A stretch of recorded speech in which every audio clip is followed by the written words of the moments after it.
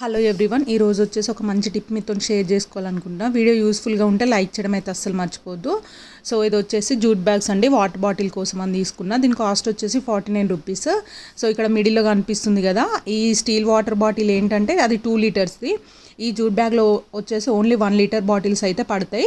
So మనం copper water bottles కానీ ఇట్లాంటి స్టీల్ వాటర్ బాటిల్స్ కానీ చేయడానికి జూట్ బ్యాగ్స్ అనేది చాలా బాగా యూజ్ అవుతుందండి. నేను చూసిన 2 లీటర్స్ కోసమనే, సో నాకు అంతలో దొరకలేదు. సో 1 లీటర్ కనేసి నేను ఈ జూట్ బ్యాగ్స్ తీసుకొచ్చుకున్నా. సో ఇవేంటంటే మనకు ట్రావెలింగ్కి చాలా బాగా యూజ్ అవుతుంది హ్యాండ్లీగా. సో ఇట్లాంటి స్టీల్ వాటర్ బాటిల్స్ కానీ కాపర్ వాటర్ బాటిల్స్ కానీ హ్యాండ్లీ చేయలేము.